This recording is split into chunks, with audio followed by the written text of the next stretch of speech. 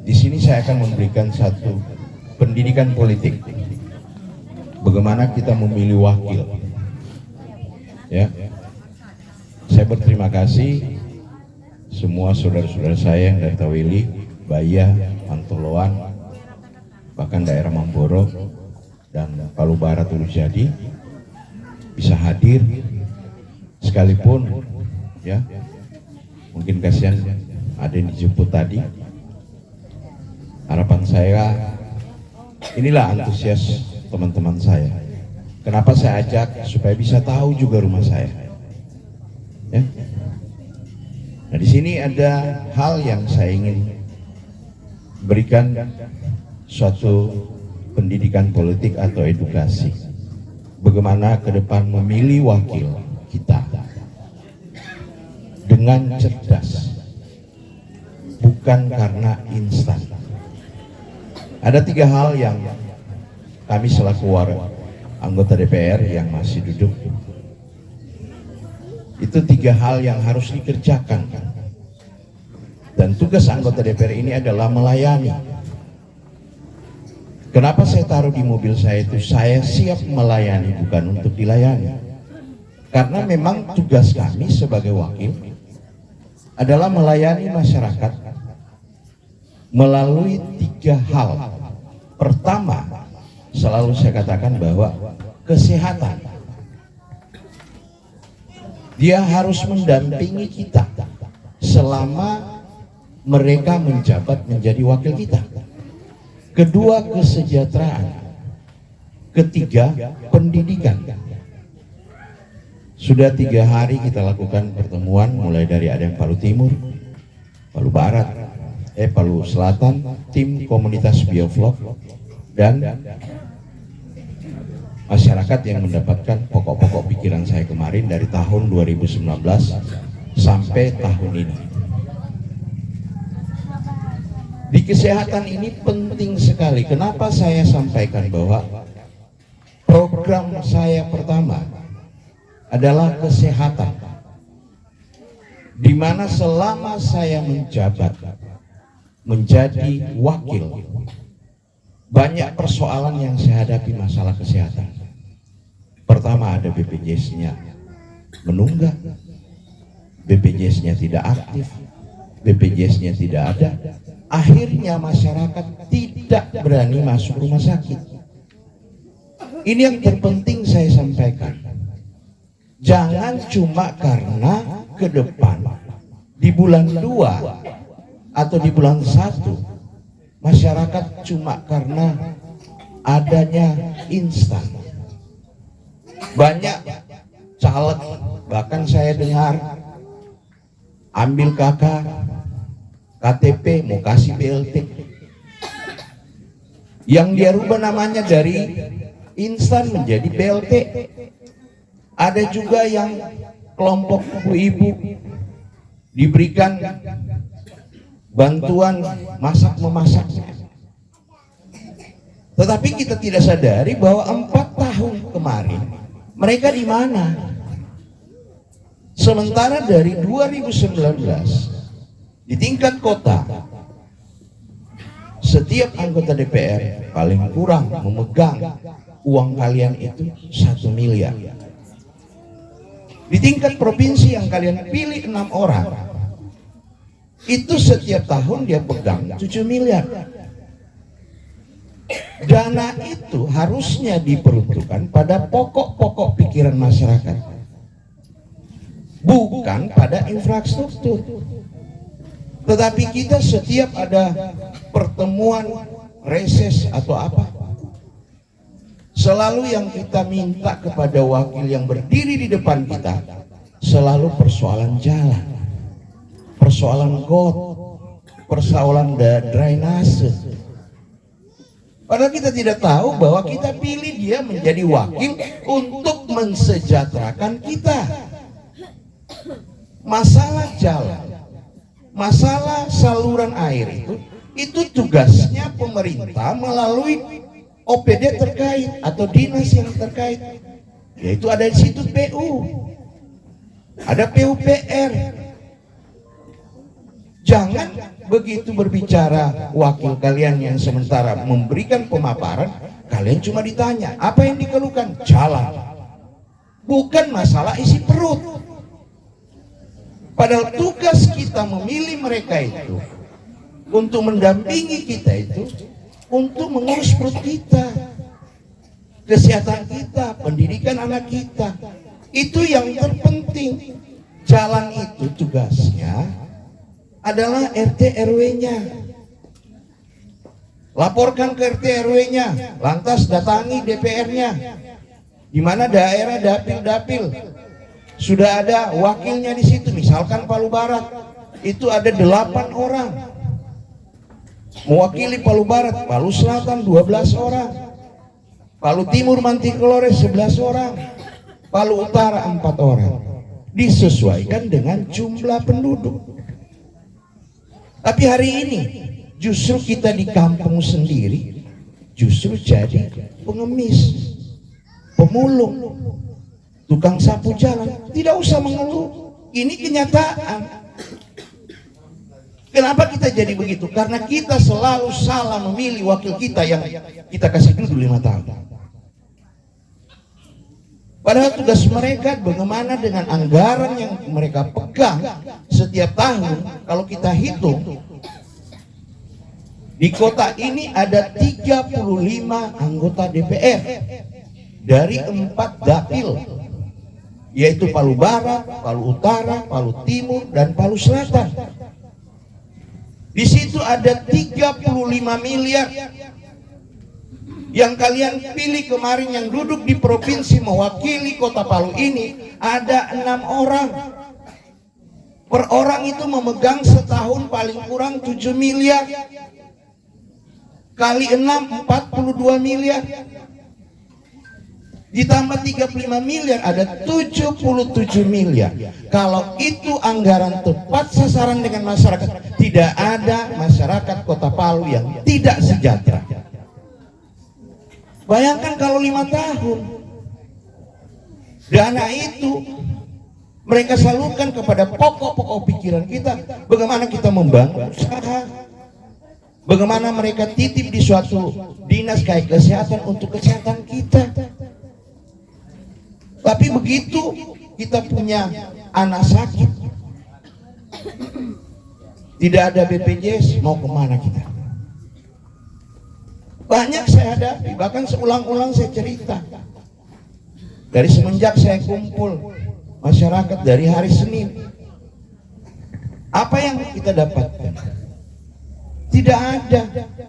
Bahkan ada orang tuanya mau operasi, ada anaknya yang sakit panas. Bahkan kemarin dulu ada 4 orang yang saya bantu, bukan karena hebat saya, karena ini tanggung jawab saya. Dan saya mengatakan hari ini, saya tantang semua mereka yang duduk di parlemen hari ini, biar 1 sen anggaran saya mulai 2019 tidak ada di jalan dan di lorong-lorong. Tapi kalau saya mau buka fakta, hampir semua menaruh uang kalian di jalan, di drainase. Berbicara ke masyarakat, jalan kalian sudah seaspal, tapi kita seakan-akan bangga, padahal itu uangnya kalian, di mana kalian bisa membangun usaha melalui program UB, UMKM, pemberdayaan. Hari ini saya ada 600 titik kolam tarpal melalui sistem bioflok. Saya taruh di pekarangan rumah, mulai dari alatnya, kemudian dia punya mesin, dia punya bibit, pakannya, itu saya tanggung gratis semua. Tetapi saya punya keterbatasan anggaran, bahkan dana pribadi saya pun saya keluarkan sudah. Kenapa saya mengingat kota kita ini menjadi tiang penyangga ke depan ekonomi, di mana sudah dekat ini IKN, ibu kota negara, perusahaan-perusahaan banyak di Sulawesi Tengah, bahkan Pantoloan nanti itu menjadi tempat perusahaan banyak akan dibangun, kawasan industri yang disingkat dengan KAIK. Apa kita mau jadi penonton terus? Apakah kita mau jadi miskin di kampung sendiri? Yang membuat kehidupan kita begini Anda sendiri, karena salah memilih orang. Jadi jangan mengeluh kalau habis kalian pilih wakil kalian, dia tutup kaca mobilnya, baru bilang nah sombong. Anda tidak sadari bahwa Anda sudah menerima 5 tahun atau pada saat pemilihan kamu sudah terima 100.000. Beras 5 kilo, betul enggak? Nah, kalau betul mau ulang lagi. Nah, itu. Maka di sini saya ceritakan, belum pernah ada salah satu anggota DPR yang berani buka-bukaan seperti saya. Saya tantang mereka, karena apa? Selama ini mereka cuma menjadikan kita batu loncatan. Datang kemari sudah dekat-dekat ini, bahkan bikin acara-acara kegiatan domino, lomba lari, lomba senam. Bukan itu yang menjamin kalian 5 tahun. Tapi bagaimana dia duduk, dia urus kehidupan kita. Kursi yang sudah dipersiapkan di dalam parlemen di kota ini ada 35, itu sudah dijumlahkan dengan jumlah penduduk. Begitu juga yang di provinsi, bahkan sampai di DPR RI. Sekarang kalau saya tanya, jangankan DPR RI, kota pun mungkin tidak ada yang ingat sudah. Padahal tugasnya adalah bagaimana kita diberikan sesuatu atau hak kita setiap 1 tahun. Kita harus kenal dia, dia kenal kita, bisa datang di rumahnya, ya, silaturahmi. Bahkan kita datang di rumahnya mengeluh bisa. Tetapi hari ini coba pergi di rumahnya, banyak yang cuma tutup pagarnya, begitu ditanya ada bapak, tidak ada, ada perjalanan dinas, padahal ada di dalam. Karena kita takut. Nah, kita sadari bahwa kita ini sebagai ketua, kita pilih wakil kita untuk duduk di parlemen, bagaimana dia mengambil hak kita untuk dibagi-bagi agar kehidupan kita bisa sejahtera. Kolam ikan yang saya bangun di pekarangan rumah menggunakan sistem bioflok, itu 4 bulan sudah bisa panen. Itu bisa masuk diameter 2 itu sampai 500 ekor. Kami sudah pelajari dari 2021. Kalau memang betul-betul ditekuni usaha ini, itu bisa mendatangkan 2 juta per 4 bulan. Nah, bagaimana kalau ke depan orang yang kalian pilih tepat, lantas dia buat 4 di setiap pekarangan kalian, terjadi siklus tiap bulan bisa panen, berarti sudah ada pendapatan 2 juta. Ditambah usaha kalian, yang mana mungkin setiap hari ada yang UMKM, ya, ada kerja di mana. Nama kolam yang kami adakan ini, yang saya adakan ini, tidak mengganggu aktivitas kalian. Dia cuma dikasih makan pagi dengan sore. Sebelum kalian beraktivitas, kalian kasih makan. Pulang beraktivitas, kasih makan. Bahkan bisa menjadi hiburan. Tapi selama ini justru uangnya Pak Tua diambil, dibeli itu bunga buat janda bolong, janda tarabe. Ya, banyak saya dapat di pekarangan itu. Tidak ada masalah kalian bunga, tapi kalau kalian tata, ada kolam, ada nilai pendapatan. Bagaimana kalian bisa dapat? Ya, pilih ke depan orang yang tepat, agar kalian bisa mendapatkan hal seperti itu. Bayangkan kalau 77 miliar, ya,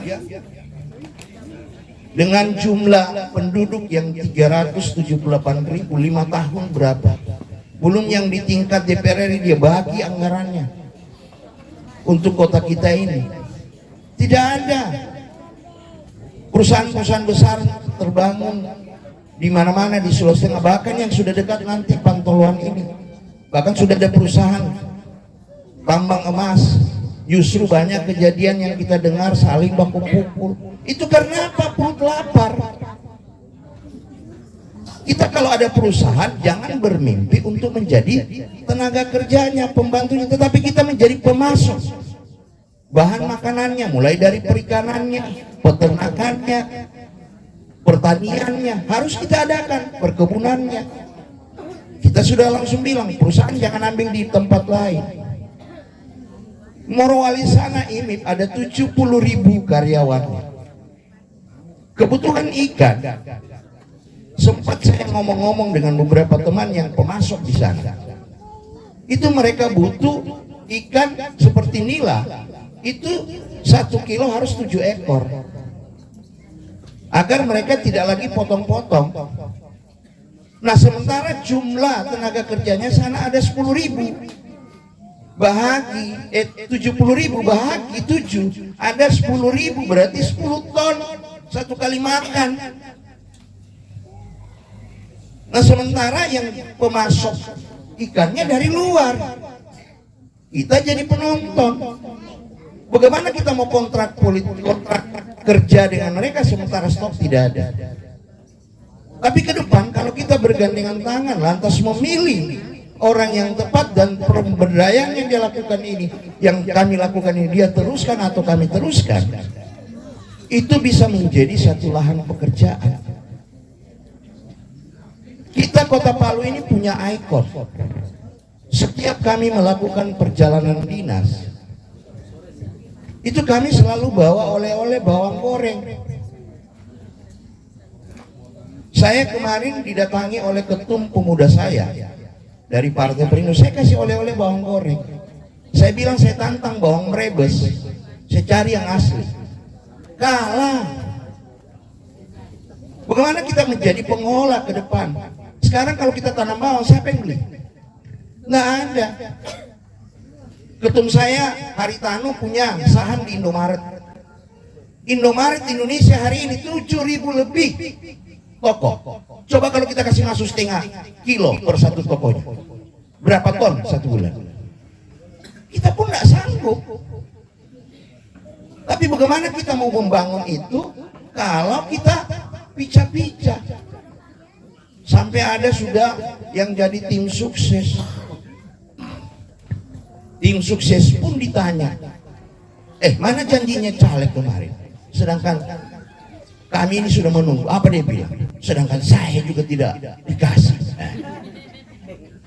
Jangan menjadi tim sukses di tengah keluarga kalian cuma karena sesaat demi kepentingan individu kalian. Kasihan keluarga kalian. Kesejahteraan itu butuh proses.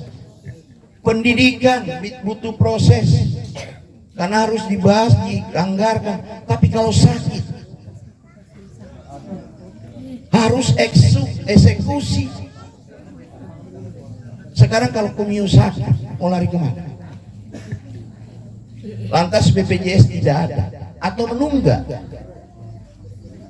Dana aspirasi itu pun bisa dialihkan untuk membayar tunggakan yang mana masyarakat memang sudah tidak mampu lagi bayar tunggakan itu. Bisa dianggarkan. Dilihat keluarganya memang betul-betul tidak mampu, agar dia sudah punya hak untuk sebentar kalau ada keluarganya sakit, dia bisa masukkan di rumah sakit. Tapi sekarang kita selalu berhitung. Banyak saya temukan anaknya panas, apalagi sekarang ini demam berdarah ini merajalela lagi, mulai muncul di Kota Palu. Bahkan kemarin salah satu keponakan saya, mungkin karena di camping di mana dia kena, saya langsung arahkan bagian kesehatannya untuk fogging. Kemarin juga saya dengar ada salah satu anak SMP meninggal karena demam berdarah. Nah, hari ini anaknya kita panas-panas beli paracetamol, padahal dia punya trombosit sudah drop. Kenapa takut masuk rumah sakit? Karena apa? Tidak ada biaya, BPJS menunggak. Nah disitulah perlunya wakil kalian yang kalian kenal.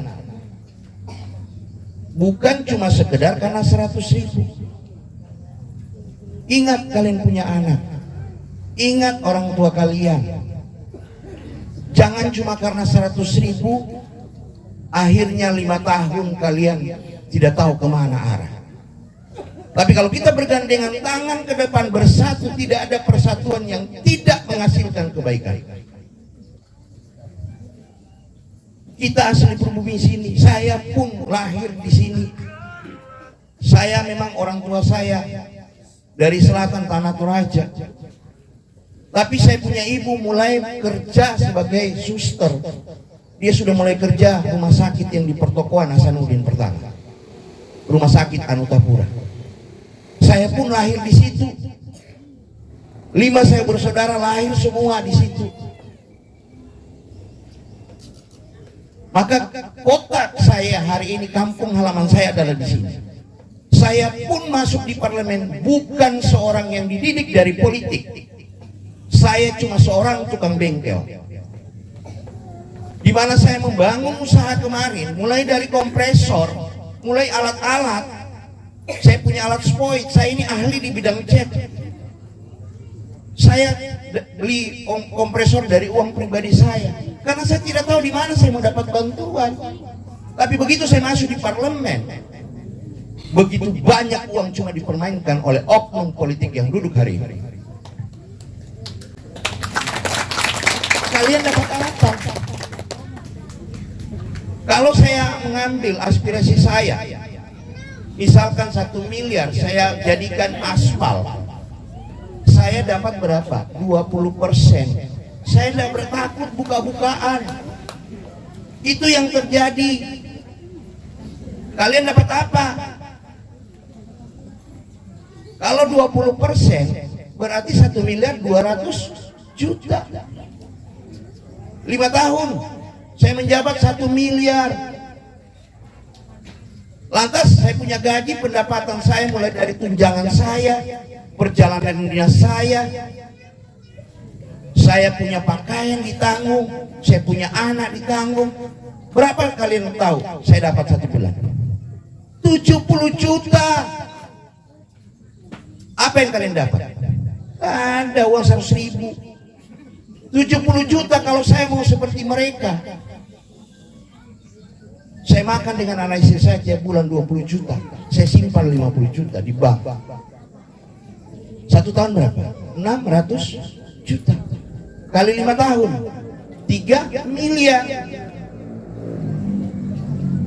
Sekarang sisa 100 hari lebih. Kita akan masuk di pesta rakyat untuk menentukan nasib kita. Lantas kita cuma dikasih 100.000. Saya kalau ke depan bukan 100.000 kalau saya mau jadi munafik. Ya, saya bukan 100.000. Kalau saya mau munafik, HP saya berikan kalian. Bagaimana caranya saya itu? Nah, saya kasih misalkan 1 miliar, saya punya anggaran, bukan saya mau belikan. Ini instan yang saya bilang. Kalau saya mau jadi anggota DPR yang cuma karena mementingkan kepentingan dan menjadikan kalian batu loncatan, saya dapat 5 tahun 3 miliar, saya kasih keluar uang saya 1 miliar, masih punya saldo di bank 2 miliar. Baru saya datang di rumah, saya kasih HP 1 orang, 1 keluarga yang punya 5 suara, ya, kasih HP, kemudian nanti 400 kali HP kali 5 berapa? 2.000. Tapi 5 tahun saya tipu kamu. Mau? Nah. Kalau mau tidak, mari kita kontrak politik. Saya tidak main-main. Kalau saya mau menjadi mereka, bukan beras 5 kilo saya mau kasih kalian. Tapi 5 tahun jangan harap kalian bisa ditemui saya. Di saat kamu sakit, anak kalian sakit, orang tua kalian cari yang kalian pilih. Saya sudah bapak sembunyi. Itu yang dilakukan hari ini. Kenapa saya ajak saudara-saudara saya yang sudah bergabung dalam grup yang saya akan bina ke depan? Kenapa? Supaya kita bisa cerdas. Jangan besok datang orang bawa kipas angin, rice cooker, beras 5 kilo, sudah itu yang kita mau tusuk. Akhirnya begitu dia duduk, 5 tahun kita menderita. Saya masih menjabat sampai 2004 bulan 9. Saya cuma bisa jamin satu hal dulu, yaitu kesehatan. Mulai malam ini sampai tahun 2024 bulan 9, Tuhan masih berikan kesehatan sama saya. Kalau ada yang sakit BPJS-nya menunggak, BPJS-nya tidak ada, BPJS-nya tidak aktif, hubungi saya. Saya jamin. Tidak perlu kalian datang dengan saya. Cukup saya minta apa? Kalau Anda punya anak masuk rumah sakit BPJS menunggak, kasih masuk cepat. Anda cuma saya minta foto keterangan rawat inap. Kemudian kalau dia sudah punya KTP, foto juga KTP-nya dengan kakaknya, kirim ke WA saya. Saya jamin 1 jam ke depan aktif KIS-nya. Itulah tugas saya, untuk meminta kebijakan kepada pemerintah, sekalipun itu ada aturannya. Itu di saat emergensi. Tapi hari ini kalau kita sakit, kita mau lari kemana? Karena kamu pikir tadi aspal kamu pilih, besok kalau sakit dicungkil itu aspal, taruh di gelas minum supaya sembuh. Begitu kamu lapar tidak beras, cungkil sedikit itu aspal, kasih masuk di balang supaya jadi aspal, supaya jadi nasi. Kenapa saya selalu katakan ini adalah pendidikan? Bagaimana selama ini tidak pernah ada anggota DPR yang cerita seperti ini. Anda tahu, saya 15 menit habis dilantik di DPR kota kemarin. Saya pun masih bingung. 15 menit saya habis dilantik, saya ke ruangan diarahkan oleh beberapa staf di DPR. Pak, di sini komisinya Bapak, fraksinya Bapak. Saya gabung dengan salah satu partai karena saya cuma sendiri, Partai Perindo. Begitu saya masuk di ruangan fraksi, pegawai bank Sultan kejar saya. Apa dia bilang? Pak, sudah boleh dititip SK-nya? Sudah jadi doi nih SK, baru 15 menit. Saya ditawarkan berapa? 1 miliar. Berapa gaji saya dipotong? 28 juta. Kenapa kita tidak langsung kenapa anggota DPR baru naik langsung beli mobil? 1 miliar 15 menit. Cuma urus 2 hari 3 hari sudah keluar 1 miliar. Kita dapat apa? Beras 5 kilo, 2 kali makan naupumo.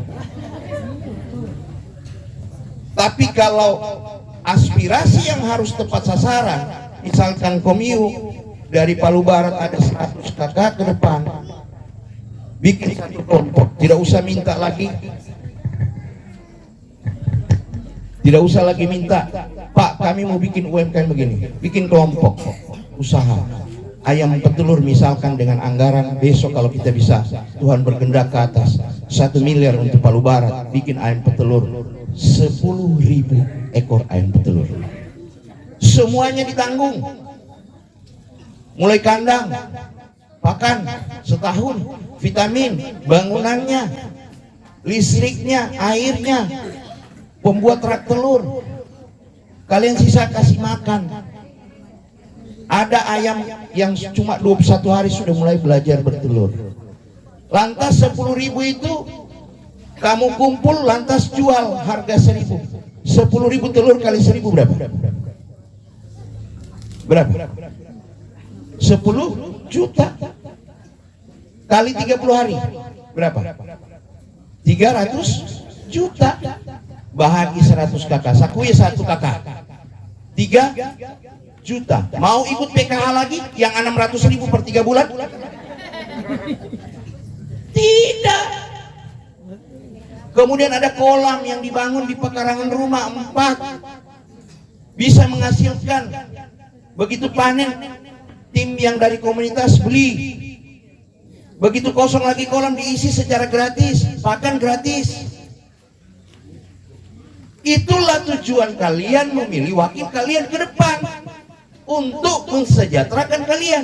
Nah, kalau kolam tadi 1 bulan, ayam petelur tadi seperti itu, sudah berapa 1 bulan kami dapat? Tambah kami punya pendapatan, berarti sudah ada 5 juta.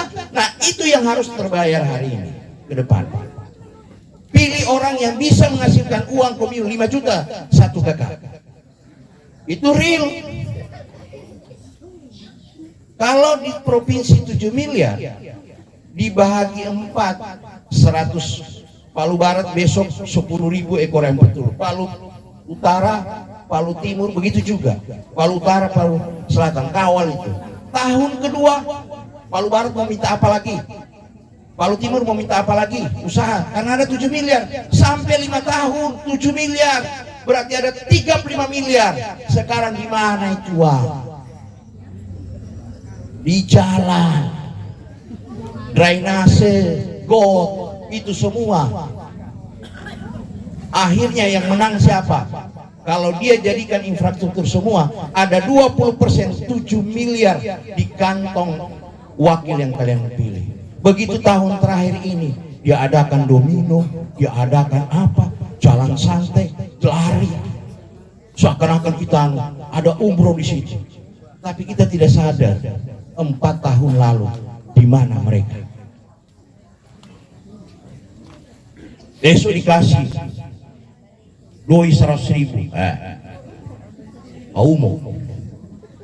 Saya katakan sama saudara-saudara saya, apalagi di komunitas biovlog, kalau kalian tidak berjuang merebut hak kita di tingkat provinsi, besok kami beli pakan sendiri, beli bibit sendiri, tidak ada uang sudah. Saya sudah tidak menjabat. Tapi kalau kita berjuang bergandengan tangan membangun satu persatuan, yakin saya ke depan, mari kita duduk bersama dengan satu kontrak politik untuk menuju kesejahteraan 2024. Ya? Saya tidak main-main. Tetapi jangan besok begitu tidak memilih datang minta bantuan. Saya cek KTP. Karena sekarang sudah canggih. Nih KTP-nya kamu punya KTP, kita tahu TPS-nya mana. Saya cek KTP-nya Ibu Bunga ini, saya sudah tahu di TPS mana dia mencoblos ke depan. Lantas dia datang, Pak bantu saya cek dulu. Kalau tidak memilih, tunggu 5 tahun. Komio sakit, tunggu 5 tahun atau cari itu yang kau pilih. Saya tidak main-main ke depan. Ini satu komitmen. Saya katakan saya menjabat sampai 2024 bulan 9. Sekalipun saya tidak duduk ke depan, cuma karena kalian tidak memilih saya, lantas datang, Pak saya sakit, saya punya kemanusiaan, punya rasa, pasti jengkel, pasti emosi. Saya cek KTP, kok tidak ada, pikir kok pilih itu orang di sana. Sekalipun dia duduk, dia belum tentu langsung bisa urus, karena dia akan dilantik di bulan 9, saya masih menjabat. Saya katakan sama kalian, saya tidak main-main. Jangan hari ini, malam ini, besok orang datang bawa beras, kami itu, maaf, kita komitmen. Saya akan cek satu-satu ke depan. Kalau toh Tuhan masih berkehendak, saya cek, saya tidak main-main. Kita baku kontrak politik ke depan. Kalau kami bantu saya bantu kami. Komite bantu, maaf, tunggu 5 tahun. Jangan juga dalam rumah, oh kita bagi suara, saya tahu 5 orang dalam rumah bagi satu ke sana, satu ke sana. Loh, sedangkan dalam rumah setengah macam mau berkuasa. Saya tahu. Maka dibutuh sini, mari kita bergandengan tangan, membangun satu persatuan. Di situ pun bisa terjadi ekonomi gotong royong. Kenapa saya bilang? Kalau kita berkumpul dan memenangkan pertarungan ke depan, memilih orang yang tepat. Ada yang penjual mungkin nasi kuning, jangan beli tempat lain, beli sama saudaranya kita. Ada yang bangun depot air mineral, kita ambil airnya sama dia. Dari parlemen ke meluncur terus 7 miliar tiap tahun. Maka kehidupan kita akan merasakan kesejahteraan itu.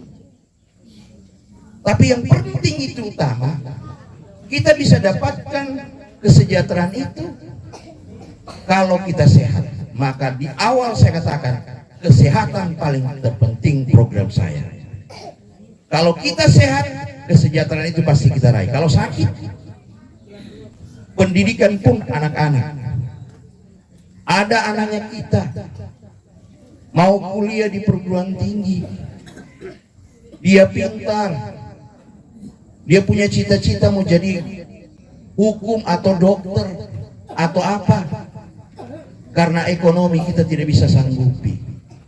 Tapi kalau kalian pilih orang yang tepat, anggaran itu bisa dialihkan melalui OPD Dinas Pendidikan untuk dijadikan beasiswa berapapun anggarannya. Tapi hari ini biar pintar bagaimana anak kita, kemana kita mau lari? Tidak ada. Karena apa? Salah memilih. Memilih karena 100.000 itu kami pakai pergi sekolah anak. Jadi jangan selalu lebih pintar dari orang-orang padahal tidak tahu juga ujung-ujungnya. Banyak saya dengar. Oh begini, ada pun juga yang katakan saya kecewa dengan Pak Marcel. Kecewa bicara sama orang lain. Harusnya datang ke saya dong. Pak Marcel, saya kecewa karena supaya saya bisa koreksi diri.